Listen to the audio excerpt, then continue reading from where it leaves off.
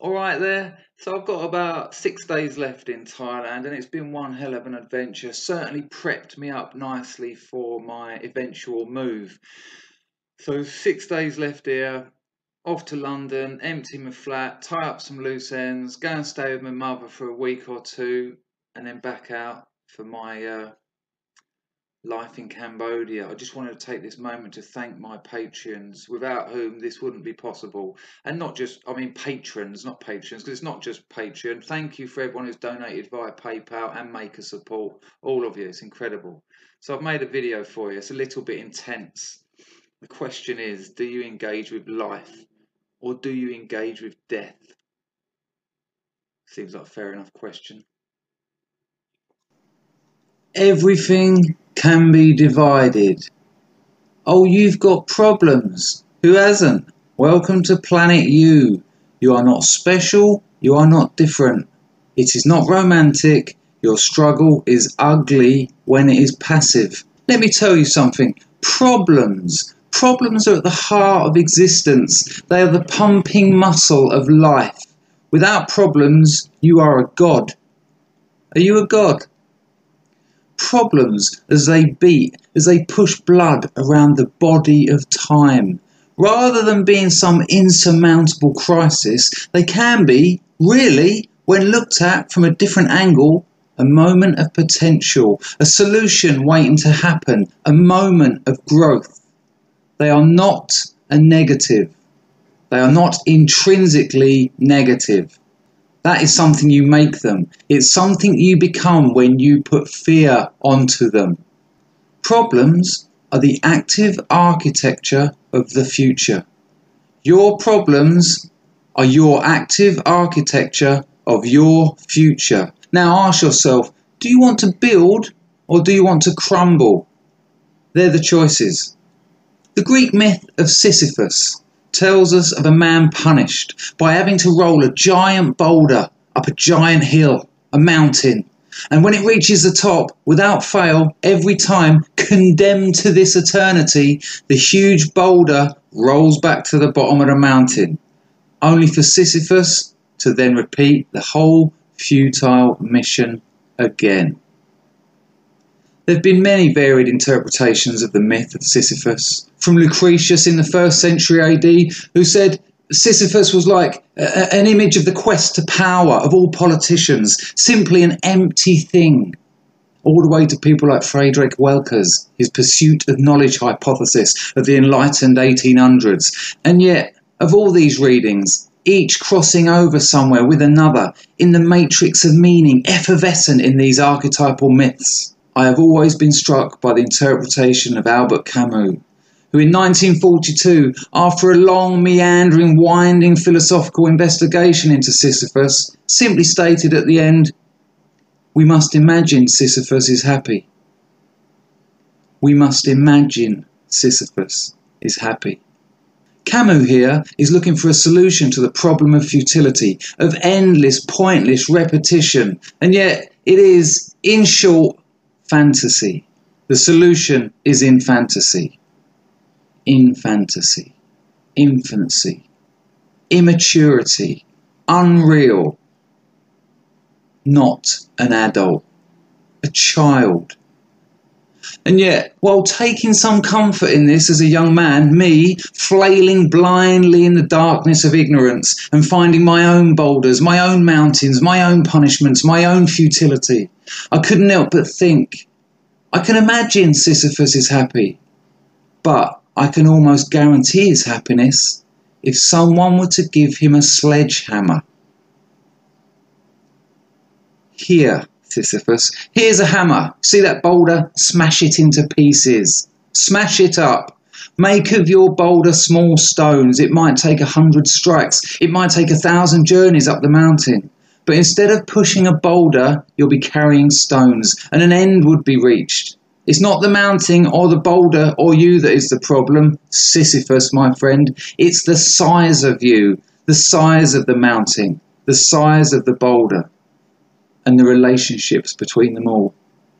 Do you find yourself engaged in an endless, futile, repetitive existence? Have you given into it? Are you, time and time again, watching all your effort and time roll back to the bottom of the mountain that is always ahead of you? The mountain of time itself, the mountain of the limited time of your finite existence, the mountain that is your life. Can you imagine yourself as happy? Is it fantasy? Is it infantile? Are you an adult? Here's a hammer.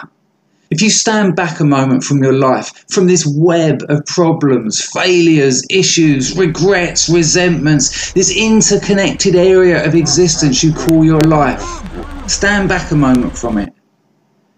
It can look so far from what you wanted. So far from what you want. I always imagine life plateaus. It becomes, at some point my life will become something. No, it never does. It continues as it is. You make choices, you make changes.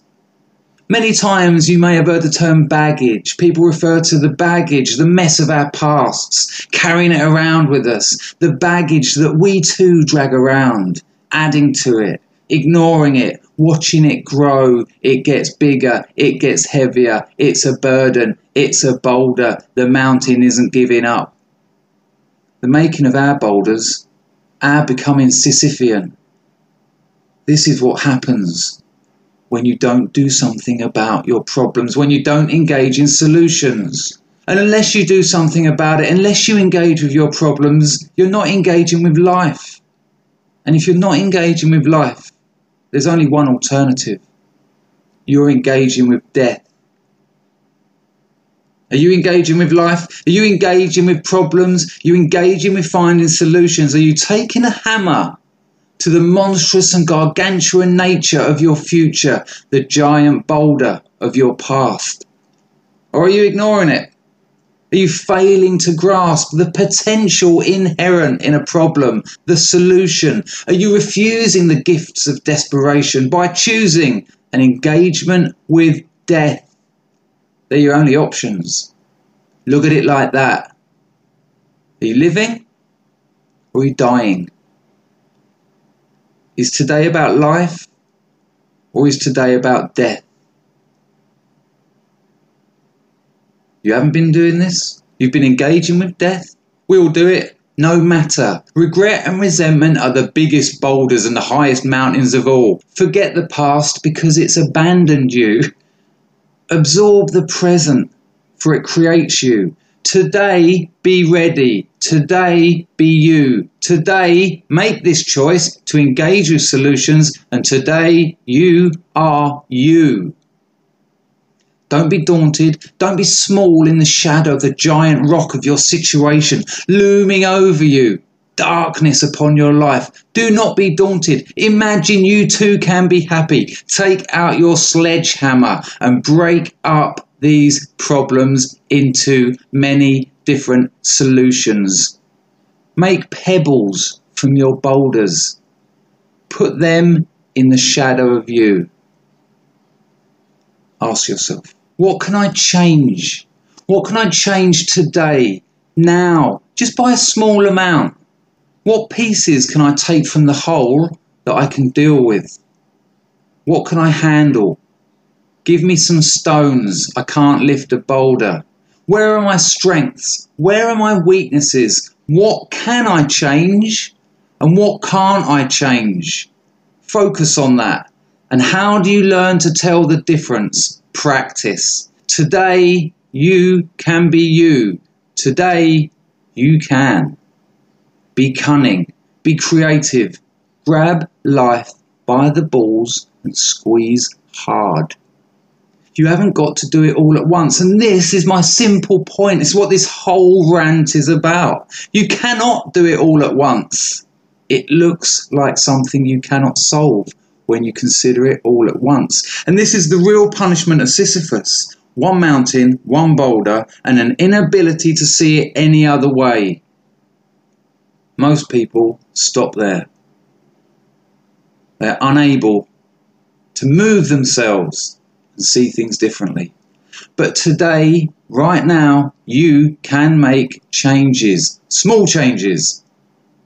Many small changes. is one incredible solution to life. You can immediately add to the quality of your life. You can immediately reduce pain, suffering, shame, regret, whatever needs reducing, whatever needs increasing, whatever needs balancing, whatever needs analysing, etc., etc., whatever needs must. For you'll find in the very act of splitting that giant boulder of your life, of your problems, the actual act of looking at it bravely, with courage, with hope, with optimism, with maturity, with strength, that very act, the actual act of identifying those small things you can change, that's the beginning of happiness, of refinding purpose, of taking back some control, some responsibility, some acceptance, of letting go of fear, of getting back in the saddle of your destiny and giving the horse a kick in the ribs. This is your life. This is your time. These are your problems. These are your solutions. This is your rock. This is your hammer. These are your dreams. These are your problems. This is your chance. This is who and what you are. This is the measure upon which your character will be active in the great expanse of life you have at your disposal. That treat, that incredible gift you've been given. Now is your chance. Now is your destiny. Your problems contain the seeds of their solutions, and each dealt with in a small way, a manageable moment, over time contributes to something big, something wonderful, something where you showed strength, courage, ability, responsibility, literally your responsibility, your ability to respond. Make boulders from mountains. Make pebbles from boulders, and keep going until you're wiping the dust of pebbles from your hands. My friend, are you worth it? Are you worth it? Or are you not? Are you death? Is it all about death for you? They're the options. This is your one and only life. It goes quickly, quicker than you can imagine. Get busy. Seize the potential to grow. Feel the wonder of this potential as you continue to become, as you become more and more again, as you achieve greatness, as you become not imaginary, but actually happy, a warrior on the battlefield of existence. Already feels good, yeah? Get on with it. Get the ball rolling. Best wishes to you.